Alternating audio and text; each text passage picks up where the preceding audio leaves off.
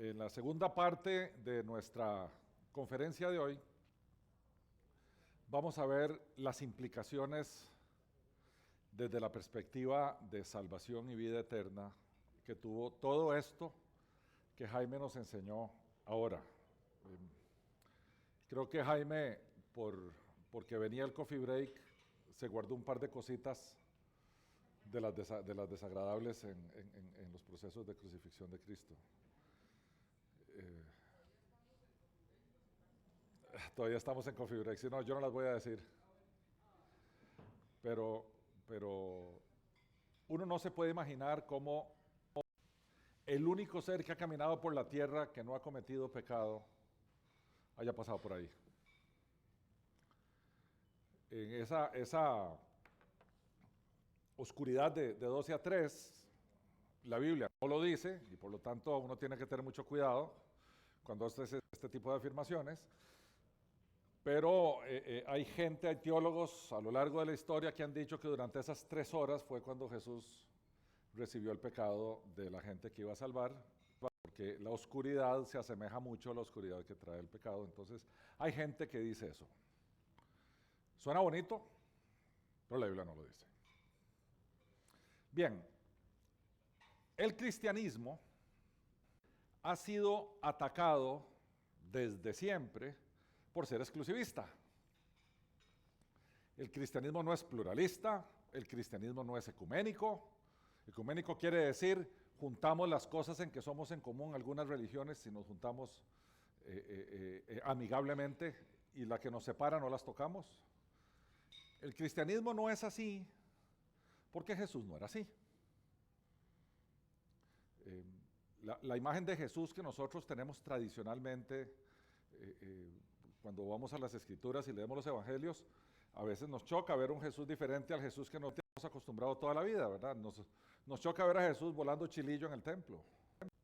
Nos choca ver a Jesús insultando a los fariseos, diciéndoles víboras y sepulcros blanqueados, ¿verdad? Que por dentro están llenos de carroña y pudrición y por fuera lucen blanquitos. Uno dice, Jesús, sí, Jesús es Dios, y como es Dios es santo y es justo y es de todo, ¿verdad? Tiene todos los atributos divinos.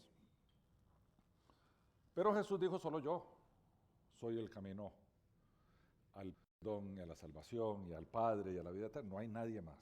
Entonces, musulmanes, judíos, ateos, por otra parte los del oriente, ¿verdad? Los budistas y los taoístas y todo el mundo que habla alrededor del cristianismo dice que el cristianismo es exclusivista y que hay muchos caminos para llegar a Dios. Bueno, pero eso es injusto, porque si uno se va donde un musulmán y le pregunta al musulmán cuál es el camino para llegar a Dios, él dice que exclusivamente ser musulmán, también es exclusivista. Y si uno le pregunta a un judío cuál es el camino para llegar a Dios, es que hay que ser judío. Entonces, cada religión es exclusivista. Cada una. El tema es que nuestro cristianismo bíblico lo dice expresamente. Nuestro Señor, Salvador, líder, Dios, Jesús, lo dice así. Él dice, yo soy el único camino, no hay otro. Y en esa declaración universal de que nadie llega al Padre si no es por mí, es que nadie llega al Padre si no es por mí. Entonces, cuando figuras religiosas, y hoy no quiero atentar contra figuras religiosas que están muy de moda y son muy queridas, pero cuando figuras religiosas juntan a otros de otras religiones y dicen, no, es que hay muchos caminos para llegar al cielo, están hablando o cometiendo o diciendo una herejía. Aquel que diga que hay otro camino para llegar al cielo y se dice cristiano es un hereje. Y lo digo con las palabras como son, porque es un hereje. Una herejía quiere decir una falsa doctrina. Y es una falsa doctrina cuando uno dice que Jesús dijo algo que no dijo, o cuando uno afirma algo que Jesús negó, o cuando uno niega algo que Jesús afirmó. Solo hay un camino para llegar al Padre Celestial y es Jesucristo, porque es Jesús el que lo dijo. Ahora, ¿por qué lo dijo Jesús? ¿Por qué solo Él? Porque no es solamente una manifestación oral, una clara o un discurso. Hay una razón de ser. ¿Alguien podría ponerme clic ahí el timer, porfa? En el centro, es ese. Gracias. Esto tiene una razón de ser. A lo largo del Antiguo Testamento se empezaron a desarrollar cosas que Jehová mandó en la ley. Mientras tanto el pueblo de Israel transitaba por el desierto, de forma tal que decía, ustedes que son pecadores, yo les voy a proveer temporalmente un medio para que ese pecado sea perdonado y pueda yo tener alguna relación con ustedes. Mientras tanto viene lo que tengo planeado, que es un sacrificio que va a tener impacto universal. Pero mientras tanto llega eso, porque en los tiempos correctos el Señor tenía programado, planeado el nacimiento, la vida, la muerte, la resurrección y la ascensión de Cristo a los cielos. Eso lo vimos en la conferencia pasada cuando dijimos, es que Cristo vino en el momento correcto, porque a partir de que Cristo anduvo por aquí, la población mundial empezó a crecer exponencialmente. Vino en el momento correcto, pero antes de eso, ¿cómo Dios hacía para relacionarse con su pueblo, siendo su pueblo pecador y él santo, como bien nos explicó Jaime? Entonces, en la ley que él dio a lo largo de los 40 años en el desierto, él puso una parte de la ley sobre qué tenía que hacer la gente, con qué agentes tenía que hacerlo para restituir una comunión, una relación con Dios que había sido rota por el pecado. Entonces se hizo este tema, que son básicamente dos. Se llama el régimen levítico porque era de la tribu de los levitas, que fueron dedicados al servicio de Dios, y dentro de la tribu de los levitas había un grupito más pequeño que se llamaba la orden de Aarón, que eran sacerdotes del templo. ¿Qué es sacerdote? La palabra sacerdote viene del hebreo Cohen. Ustedes han oído judíos de apellido Cohen, esos vienen de descendencia de los sacerdotes hebreos. Los Cohen quiere decir puente. La palabra Cohen quiere decir puente. Entonces, dentro de los levitas, de la orden de Aarón, que era el hermano de Moisés, eligen órdenes sacerdotales, o sea, Cohens. ¿Y por qué les llaman Cohens? Porque la misión del sacerdote es servir de puente entre el pecador y Dios. Porque el pecador no puede ir libremente hacia Dios porque el pecado se lo permite. ¿Se acuerdan la imagen que nos presentó Jaime del pecador, el muro y Dios? Ese muro estaba ahí y ningún ser humano, hasta que vino Jesús, fue capaz de cumplir las 613 ordenanzas y mandatos que habían. Entonces Dios dice, pero como yo quiero relacionarme con ustedes, les voy a dar un sistema basado en dos principios. Uno, la paga del pecado es la muerte. Muerte en su esencia es separación. Entonces, si usted es pecador y yo soy un Dios santo, tenemos que estar separados. Si usted peca, yo lo separo. Eso lo vemos cuando Adán y Eva fueron expulsados del huerto, que se puso un querubín con unas espadas de fuego ahí para que no se devolvieran. La paga del pecado es la muerte. Un Dios santo no puede relacionarse con un pecador. No puede. Porque es santo. Su santidad se lo impide. Y lo otro que pone Dios ahí es que para poder perdonar el pecado, lo que se llama la remisión del pecado, se necesita el derramamiento de sangre. ¿Por qué? Porque también dice allí mismo en el libro de Levítico, la vida de la carne en la sangre está. Y como ya estamos con el tema médico, aquí mi querido hermano, amigo y muy apreciado Fabricio nos podría explicar que cuando a un órgano o a un músculo no le llega sangre, se necrosa. Acuérdense que ese término necrosar es morir, es muerte, ¿verdad? Necrópolis se le llamaba a los cementerios, el lugar de los muertos. Bueno, el músculo se necrosa cuando no llega la sangre, que es vida, porque trae oxígeno, trae un montón de cosas la sangre. Entonces, al no tener ese fluido de vida, el músculo muere. Se le llama infarto. Infartos en el cerebro, infartos en el corazón, es cuando se bloquea la sangre, no llega, y entonces ese pedacito que no recibió sangre se muere. Curioso, hace, a ver, 3.500 años Dios lo dijo, antes de que los existieran estos señores médicos, Dios lo dijo, la vida de la carne en la sangre está. Entonces Dios decía en aquel tiempo, yo les voy a dar a ustedes el medio a través del cual se derrame sangre para que haya remisión de pecados, pero no sea la sangre del pecador, sino que les voy a proveer un sustituto para que el pecado del pecador se traslade a ese animalito y entonces se sacrifique el animalito, la sangre del animalito se vierta y el pecado esté perdonado. Les dio ese sistema. Ese sistema se usaba en el templo de Jerusalén. Lo otro que les dio es que una vez al año, en el llamado Día del Perdón, que es una de las 7 grandes fiestas judías, el Yom Kippur, ese día en particular, el sumo sacerdote, o sea, esto les va a ser muy familiar a todos ustedes, el sumo pontífice, le sonó a papa, ¿verdad? Ok, es así. El sumo sacerdote de Israel, o sea, el principal de entre los puentes, el sumo pontífice, una vez al año, el Día del Perdón, tenía que entrar a un lugar que se llamaba el lugar santísimo, que solo se entraba ese día al año, donde estaba el arca, estaban las tablas de la ley, estaba un pedacito del maná que cayó del cielo y una vara verde de Aarón, que fue el que a la orden de Aarón fue a quien seleccionaron para el sacerdocio. Todo eso estaba ahí en el lugar santísimo.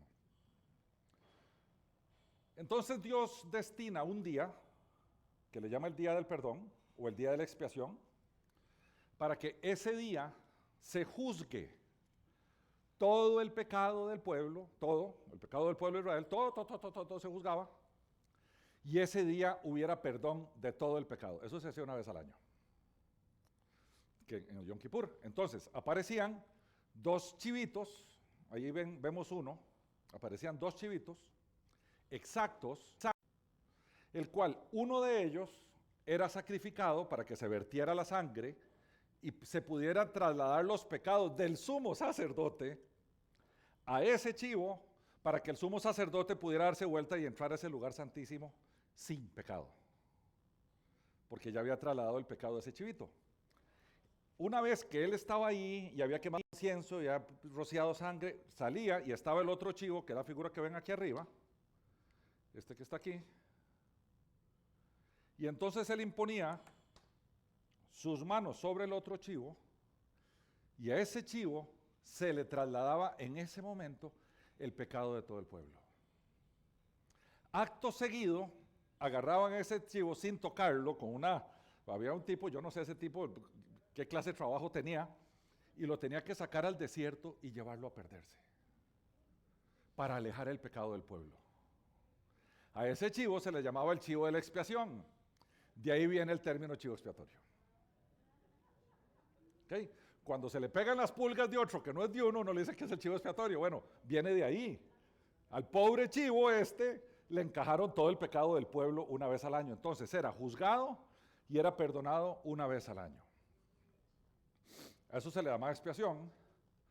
Y la sustitución era lo que ocurría todos los días. Todos los días había sacrificios en el templo. Todos los días. Hay gente que me ha dicho, qué barbaridad, pero ¿cómo matan corderitos? Mira, lo mataban para ofrecérselos a Dios, vos lo matás para comértelos. ¿Cuál es la diferencia de eso, verdad? Ninguna. Más bien, si te lo ofreces a Dios, estás haciendo un acto más sublime que comértelo vos, ¿verdad? No hay salvajismo. Ese era un método que Dios elige. Mientras tanto, venía la cruz. Porque en la cruz pasan las 2 cosas, pero pasan una sola vez y para siempre. En la cruz se expía el pecado porque el chivo expiatorio en perfecto era Cristo y sobre él ponen todo el pecado de todos los que ha de salvar.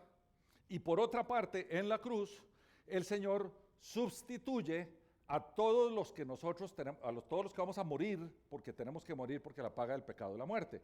Entonces, para que nosotros no estemos separados de Dios, el pecado le cae a Él y Él nos sustituye en el castigo. Entonces, estos dos términos, expiación y sustitución, son los que hacen la gran diferencia de nuestro Salvador a otros salvadores.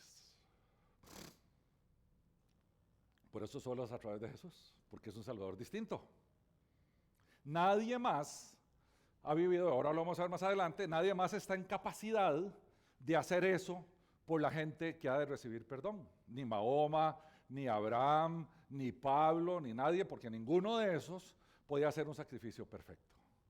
Porque se requería de un hombre perfecto. Y no hay tal cosa como un hombre perfecto. Entonces, si Dios no se hace hombre para ser perfecto como hombre y ser perfecto como Dios, el perdón nunca va a existir. No va a haber perdón, porque no va a haber un sacrificio perfecto para eso. Bien. Hay un término que los que están en los estudios bíblicos conmigo lo han oído varias veces, que se llama doble imputación. Y Rolly me lo dijo un día de estos, que sí vamos a enseñar sobre la doble imputación aquí, porque tiene que ver con algo que pasó en la cruz. Se dice que Jesús, en su sacrificio, obedeció de forma activa y de forma pasiva. Tuvo dos tipos de obediencia. La obediencia pasiva es que Él se fue pasivamente a subirse a esa cruz que nos enseñó Jaime, para recibir el pecado que nos correspondía a nosotros sin abrir su boca. Sin quejarse, sin decir esto no es justo, sin decir no, que mueran los demás, ¿por qué tengo que pagar yo por esto? Sin decir nada de eso. Pasivamente fue, ¿verdad? El tema es que ahí arriba en la cruz, Él recibió el pecado de todos los que habían muerto anteriormente, esperando ese momento. O sea, teniendo fe en lo que iba a pasar, llámese Abraham, Isaac, Jacob, Job, todos esos, ahí para atrás. Y todos los que de en adelante iban a depositar su fe en Cristo y por lo tanto Cristo iba a pagar por los pecados de todos aquellos. Tanto pecado no lo puede recibir nadie, tiene que ser un ser sobrenatural, hecho hombre, que pueda recibir esa carga pavorosa de pecado, nadie más puede. Dice, volviendo un poco al libro que leyó Jaime, allá en el Antiguo Testamento, unos tal vez 700 años antes de que esto pasara, en uno de los pasajes proféticos que apuntaba hacia el futuro y le decía al pueblo de Israel, vea, esto va a pasar en el futuro. Dice así, todos nosotros nos descarriamos como ovejas, cada cual se apartó por su camino, mas Jehová cargó en él el pecado de nosotros. Angustiado él y afligido no abrió su boca, como un cordero fue llevado al matadero, como una oveja delante de sus trasquiladores, enmudeció y no abrió su boca. Él voluntariamente, pasivamente, obedeciendo a su Padre Celestial que ordenó tal sacrificio. Porque no crean que esto fue casual, ordenó. Pedro en su primer discurso dijo, todo esto ocurrió bajo el magnífico plan divino. Él fue y cargó con todo nuestro pecado. En otras palabras, el término teológico de esto es, a Él se le imputaron nuestros pecados. Eso es un término legal que viene, ¿verdad? Cuando alguien es acusado en una corte, en el área penal, se dice que es un imputado. Es que se le imputa un delito. Se le atribuye un delito. Bueno, esta imputación es de la obediencia pasiva, tiene que ver con el pecado de todos nosotros. Se le imputa a Cristo en ese momento en la cruz. A eso le llamamos desde la obediencia pasiva y la imputación relacionada con nuestro pecado a Él. La segunda imputación viene de su obediencia activa. ¿Cuál es su obediencia activa? En su vida no cometió pecado. Él pasó toda su vida obedeciendo la ley. Fue el único ser que ha sido capaz de obedecer toda la ley. Por eso se le llama obediencia activa. En la ley habían cosas que no se podían hacer y Jesús no las hizo. Y en la ley había cosas que se debían hacer y Jesús las hizo activamente. Entonces, en vez de ir tranquilito, en esta ocasión Jesús es activo. Él cumple con la ley. Y por lo tanto, como ser humano, se convierte en un ser humano santo. ¿Qué quiere decir eso? Separado del pecado, porque al no pecar, Él se convierte en santo. Entonces, en la obediencia activa, en esa santidad que Él toma, en la cruz nos la imputa a nosotros. Por eso esto se llama doble imputación. La primera imputación fue nuestro pecado se le imputa a Cristo, pero en la obediencia activa de Jesús, su santidad se nos imputa a nosotros. Y uno dice, ¿por qué? Es que si no, no podemos ver al Padre. El Padre en su perfecta santidad y justicia, como nos enseñó Jaime en términos de la ira de Dios, no es posible que nosotros nos presentemos viéndonos como nos vemos y el Padre no fulminándonos en ese momento, porque su santidad lo exige. Entonces nosotros tenemos que venir al Padre con algo más que nuestra propia justicia. ¿Qué es eso? La justicia de Cristo imputada a nosotros. Entonces, cuando nos presentamos ahora ante el Padre, Él ve a su Hijo en nosotros, no a nosotros. Y entonces podemos acercarnos al Padre. Por eso el autor del libro de los Hebreos dice, acercaos pues confiadamente al trono de la gracia para pedir misericordia y gracia para el oportuno socorro. ¿Por qué ahora nos podemos acercar confiadamente al trono de la gracia? Porque por una parte, Cristo se imputó nuestros pecados y por otra, Él nos imputó su santidad. Entonces ahora podemos venir al trono de la gracia. ¿A quién ve el Señor? ¿A quién ve el Padre cuando nos acercamos al trono de la gracia? A su Hijo en nosotros. Pablo lo dice de esa manera, ya no vivo yo, mas vive Cristo en mí. Eso está en Gálatas 2:20. Que hecho sea de paso, Rolly lo tiene tatuado en un brazo. Gálatas 2:20. Esto elimina el sacerdocio. ¿Por qué elimina el sacerdocio? Porque ya no necesitamos puente. Ya no necesitamos un intermediario que nos lleve de este lugar a Dios a través de un sacrificio. Porque ya Cristo hizo tal sacrificio una vez y para siempre. Por eso era necesario que Él lo hiciera. Para obtener eterna redención, dice la Escritura. Entonces ahora podemos aceptar la invitación que nos cursa Dios y nos dice, acercaos pues confiadamente al trono de la gracia. Y uno puede ir confiadamente al trono de la gracia porque uno va revestido de Cristo. A eso se le llama la imputación de la santidad de Cristo en nosotros. Por tanto, nadie más podía vivir una vida perfecta porque nadie más es un ser humano perfecto. Todos los seres humanos somos caídos. Entonces, tiene que haber un ser que viviera, que hiciera una obediencia pasiva y se fuera en su perfección a atribuirse el pecado de todos nosotros, pero al mismo tiempo haber vivido una vida perfecta para atribuirnos Él a nosotros su santidad. De forma tal que ahora podemos presentarnos, podemos orar, sentarnos y Padre, qué lindo que sos, Padre, gracias te damos, tú que eres Él. Ahora podemos orar directamente con Él. Podemos tener comunión con Dios, porque el camino fue abierto. Eso está simbolizado ¿se acuerdan que una de las cosas que pasó cuando Cristo murió fue que, dice la Biblia, se rasgó el velo del templo de arriba abajo? Ese velo separaba ese lugar que le llamamos el lugar santísimo, donde entraba el sumo sacerdote una vez al año, solo podía entrar el sumo sacerdote, porque ahí se manifestaba la presencia de Dios. Del otro lado del velo estaba se llamaba el lugar santo, donde entraban todos los sacerdotes comunes y corrientes, llamémosle así, los que no eran sumos sacerdotes. Pero cuando este velo se rasga y se da espacio para que el lugar santísimo y el lugar santo ya sean una sola cosa, lo que simboliza es que ya no hay un impedimento para que nosotros podamos tener acceso a Dios. Por eso es que el velo se rasga, y se rasga de arriba abajo, que es imposible, porque es muy alto. Para rasgar el velo, si fuéramos los humanos los que lo hacemos, tenía que ser de abajo para arriba, ¿verdad? La Biblia dice de arriba abajo, porque eso fue un acto sobrenatural. De forma tal que ahora el camino está abierto para llegar al Padre. No necesitamos de sacerdotes, de intermediarios, ni de nadie para llegar al Padre Celestial, porque Jesús que es nuestro sumo sacerdote, abrió el espacio.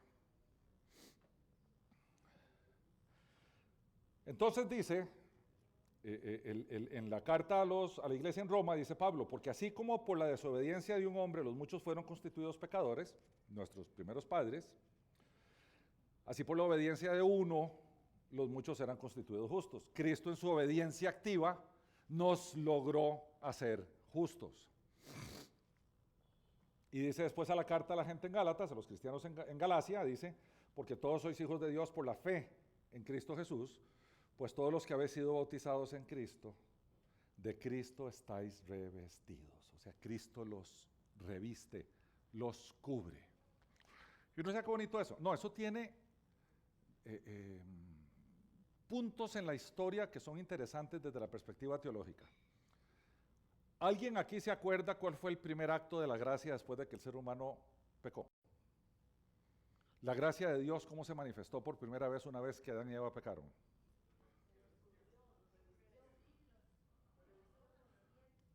Les puso una piel encima, porque ellos se sentían avergonzados con su desnudez.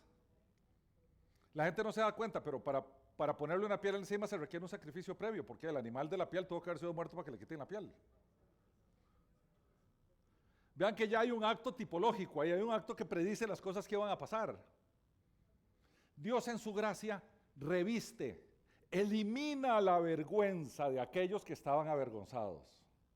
Dios en su gracia, ellos no le pidieron. Ellos pobremente trataron de cubrirse y no pudieron. Pero Dios los reviste. El otro ejemplo que tenemos es cuando Noé se mete una borrachera. Vea qué vacilón que los patriarcas son también, ¿verdad?, pecadores igual que todos nosotros. Pasa todo el tema del diluvio y después Noé hace un viñedo y el hombre se mete una borrachera. Y en todas esas se deschinga, se quita la ropa y está desnudo ahí en una cueva. Y uno, mira Noé, y era el chavalo, ¿verdad?, con la familia y todo que salvaron porque era de entre todos era el más justo. Y el hombre se echaba sus tragos. Dice la Escritura, no voy a hablar del tema de los hijos de él, básicamente los hijos que respetaron a su padre entraron caminando para atrás y cubrieron su desnudez, para no verlo desnudo y no verlo expuesto. El tema de la desnudez en la Biblia es importantísimo, importantísimo.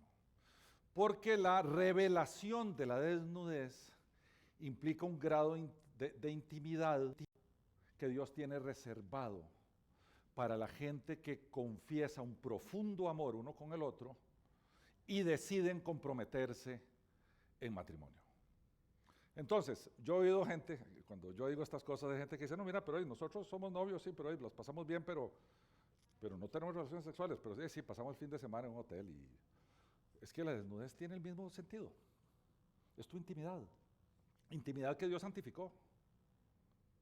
Dios santificó la desnudez y Dios santificó la relación sexual.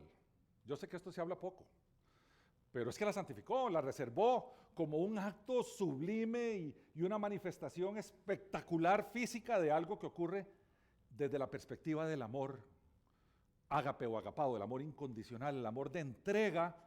En una manera se entrega ese amor y en otra yo me entrego en el acto sexual a aquella persona en amor por ella. Por eso nunca el sexo puede ser casual. Alguien un día me dijo, no, pues, hoy en día ya es como ir a cenar. ¿Por qué creen ustedes que a las mujeres les afecta de por vida que las violen? ¿Por qué creen? Porque es como ir a cenar y se comió una comida fea. ¿No? Tiene implicaciones profundas e interiores. Implicaciones profundas. Así que yo sé que no está aquí en el tema y me salí del tema, pero es que ese es uno de mis grandes temas. Mis grandes temas es que tu entrega, cuando te entregas a otra persona, tiene que tener una entrega genuina, con una intención profunda de un amor de entrega total. Entonces, volviendo aquí, cuando nosotros nos presentamos ante el Padre, nos presentamos revestidos de Cristo. Entonces ahora ya entendemos por qué el tema de revestirse es tan importante. porque nos presentamos cubiertos de Cristo. Entonces, cuando el Padre vuelve a ver y nos vuelve a ver orando, no nos ve a nosotros solamente, sino que ve a su Hijo en nosotros. De ahí que entonces, desde la cruz, hace 2000 y pico de años, podríamos afirmar que Cristo nos hizo una invitación. Cristo nos dijo, te cambio tu pecado por mi santidad. Ese es el pacto. Dame tu pecado y yo te doy mi santidad. Lo que es sorprendente es la poca gente que acepta esa invitación.